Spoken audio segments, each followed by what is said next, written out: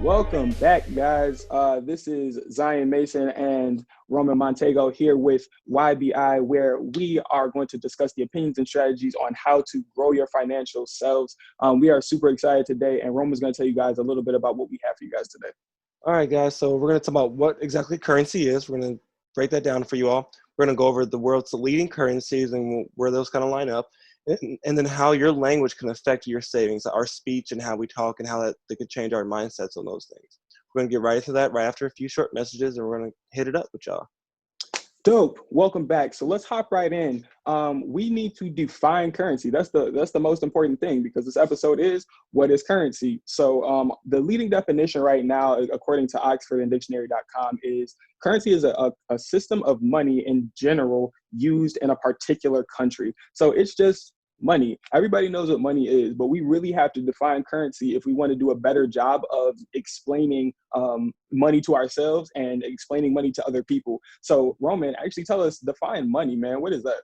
Money is the assets, property, and resources owned by someone or something equivalent to that person's or something's wealth. So, if you own a house, how much cash you got on you, jewelry, clothing, anything that can pretty much hold value or be an asset to you, that is money.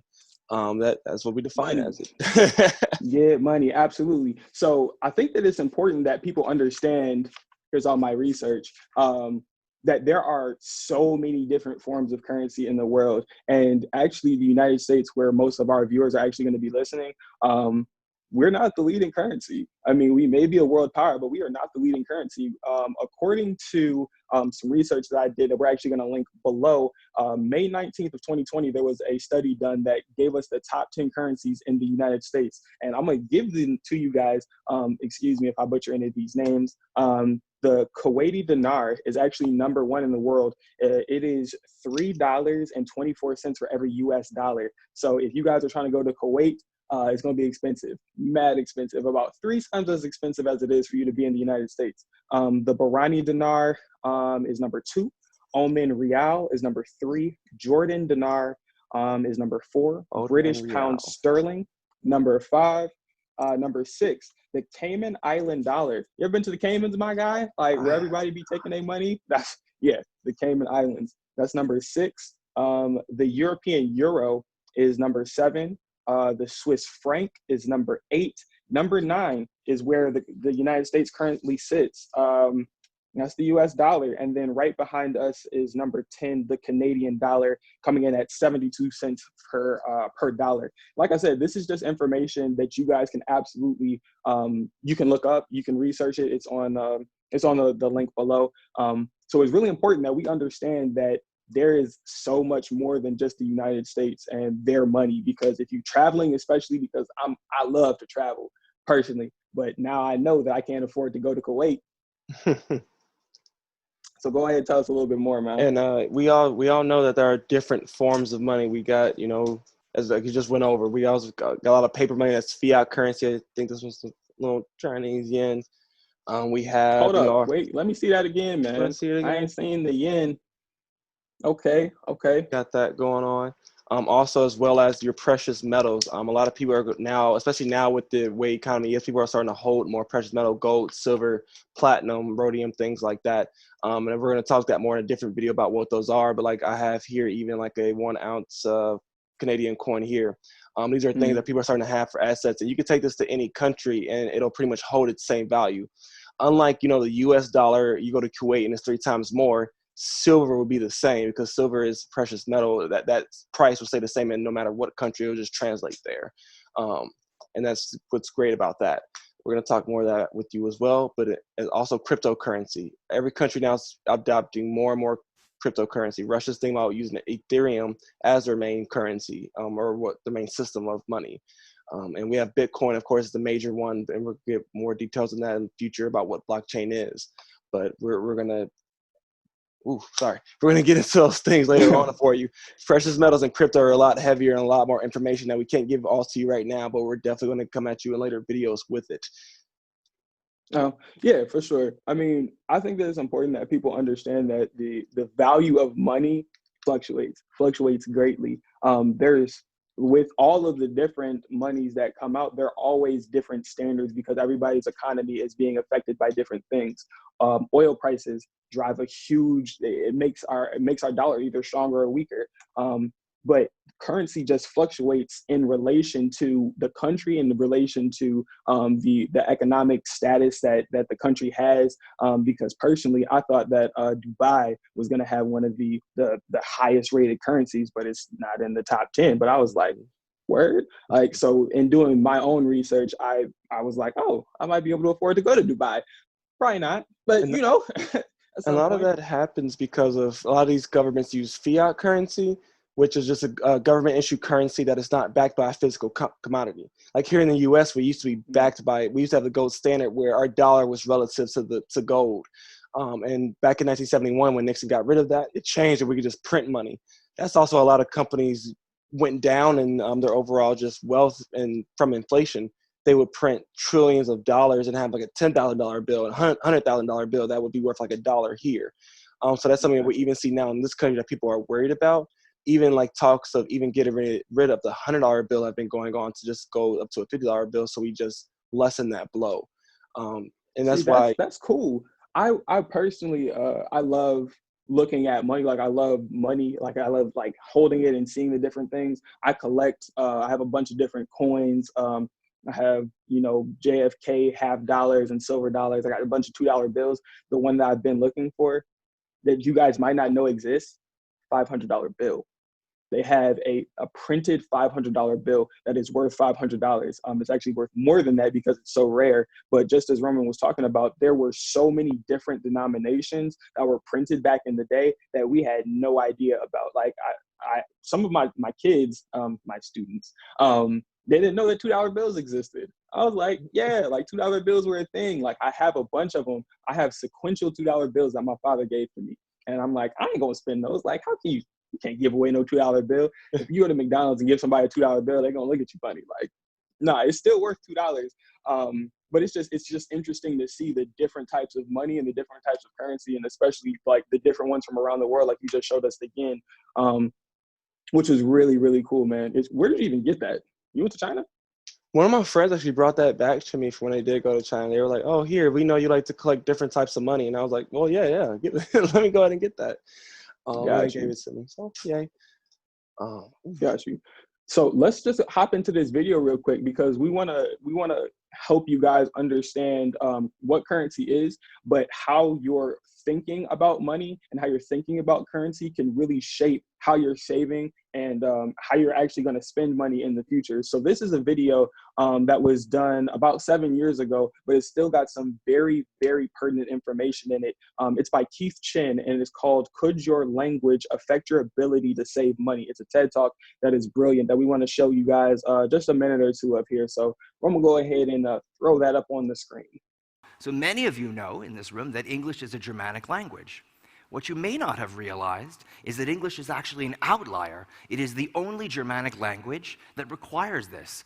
For example, most other Germanic language speakers feel completely comfortable talking about rain tomorrow by saying "Morgen regnet es." Quite literally to an English ear, it rained tomorrow. This led me to as a behavioral economist, to an intriguing hypothesis. Could how you speak about time, could how your language forces you to think about time, affect your propensity to behave across time? You speak English, a futured language, and what that means is that every time you discuss the future or any kind of a future event, grammatically you're forced to cleave that from the present and treat it as if it's something viscerally different. Now, suppose that that visceral difference makes you subtly disassociate the future from the present every time you speak. If that's true, and it makes the future feel like something more distant and more different from the present, that's going to make it harder to save. If, on the other hand, you speak a futureless language, the present and the future, you speak about them identically. If that subtly nudges you to feel about them identically, that's going to make it easier to save. So let's pause it right there. Yeah, this is one of my favorite TED Talks because he brings up so many points, and me being a psychologist, I really like to look at how our brain has an effect on our money. And what he just showed was that the way that most of the world thinks about money and speaks about money is leading to them saving more. If you watch the full length video, which we're going to link below, he really talks about, we're one of the worst countries in saving money. One of the worst. Americans have been one of the worst savers until this COVID time, where we now have been saving more. But what I've been also noticing the same recently is that we always put things off as a future us problem. We're not going to save now because that's a future us problem. We're not going to pay this bill now and let it go to collection because it's a future us problem. All those things equate to where our whole country is now. Everyone keeps wanting to spend and not want to keep any of that money for future them because they're not thinking about it like that. No one's ever actually putting out. They're not putting in the exact same time frame of like the $20 I save now is going to turn to $200 10 years from now. Exactly. 10 years, that's a long time. But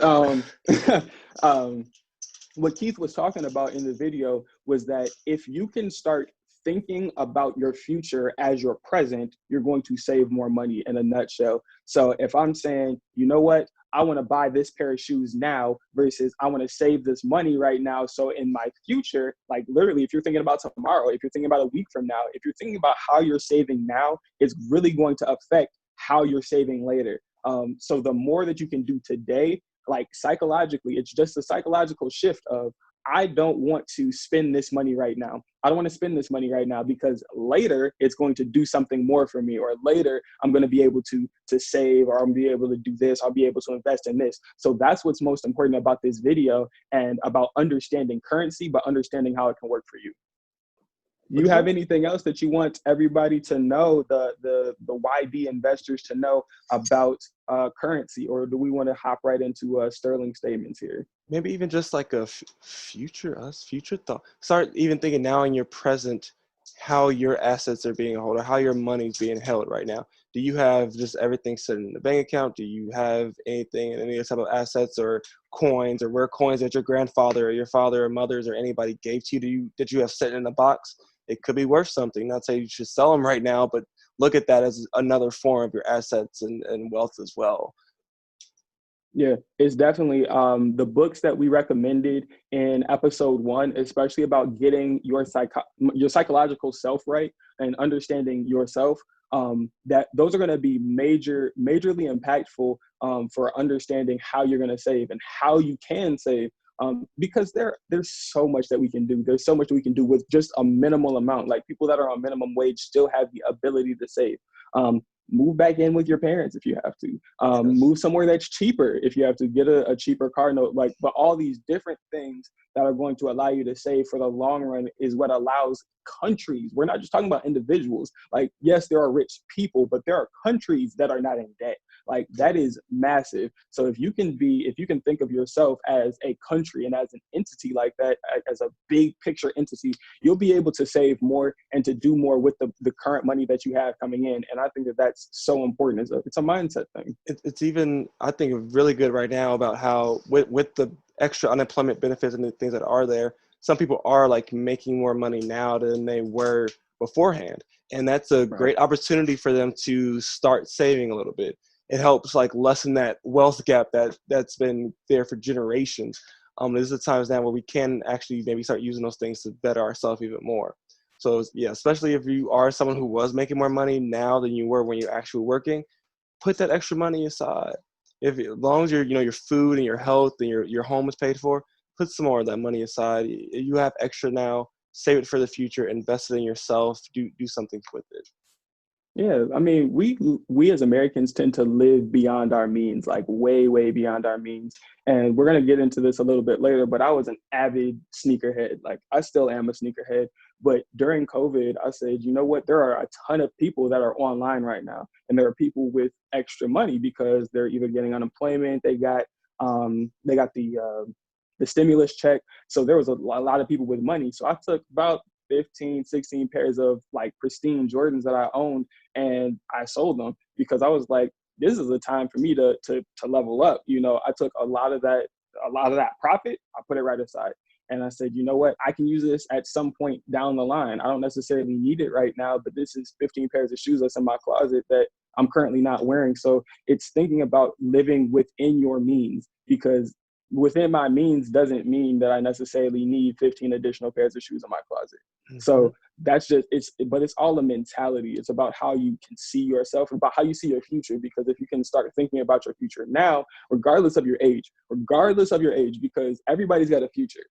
Everybody's got a future, whether you're 13 or whether you're 35, you have something coming tomorrow. So if you can change what you're doing today, it's going to really impact you tomorrow. So I think that that's one of the major points for this episode and understanding about currency. All right, so for sterling statements today, we want to define currency. You want to take that one? Yep. So once again, currencies are a system of money, system of money in general, used in a particular country. So in America, we have our U.S. dollar, also crypto, precious metals. You have the franc, you have the Kuwait dinar. I don't know if I said it right. Things like that. And every country has their own form of currency, their own, and then that money is used in that currency for what it's actually defined as. A lot of countries are backed by fiat currencies now, which means they're actually not backed by physical commodities, but just by pretty much where the market places that. So our money now is valued just by what other people think it's valued right now, which is a little weird and scary, but it's the system that we are right now, and Right. seems to be working. Right. And our very last point is that we want to make sure that you guys are gaining knowledge about money and about currency and about how you are going to be able to better yourself to save for tomorrow. So continue to watch this video and continue to watch Keith Chen, watch that full-length video to really gain understanding. Read some books. Back 2 episodes ago now, we talked about our personal reading list and things that we do to really understand how money can work for us and how we can better ourselves. And I do have a little COVID update for you all. Just recently, we now have 13.3% unemployment rate, so that is going back down now. And America did add another 2.5 million jobs back to the market. So America is starting to go back to that reopening. Yes, we don't know after all the protests that happened if a lot of states might shut back down, but as of right now, we are starting to go back to more normalization. And that's great. We know people can start getting back to work, start getting the economy back going, and people can have more stability. Yeah. Dope. Please give us any suggestions in the comments. Email us, give us Q&As, and also any of our viewers, so give us pictures of your pets so we can do another pet fact for next week. We use, my dog this week. We want to use more animals so we can do more little cute little things with them and little catchphrases, and we go different topics.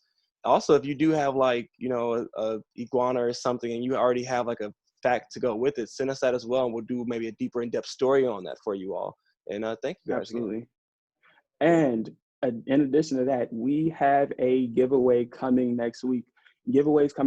So for that, we're going to need to make sure that you guys are liking and subscribing to the different channels, because we're going to pick one of our social media platforms, whether it be Facebook, we're on Instagram, we're on Twitter, or even on YouTube. We're going to pick one of those platforms at random, and we're going to pick one of you guys to win a gift card for our special guest next week. So who doesn't like free money?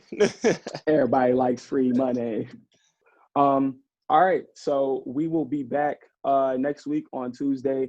We got a lot of stuff for you guys. We're going to go into broke versus poor. So another mindset shift and understanding of mentality. So get ready for that. And then Thursday, we are coming back with a special guest. So be ready for that.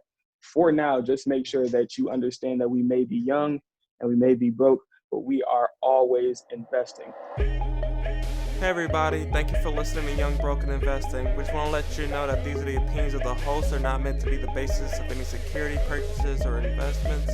We're trying to give a little information out there for everybody, and have fun and be safe.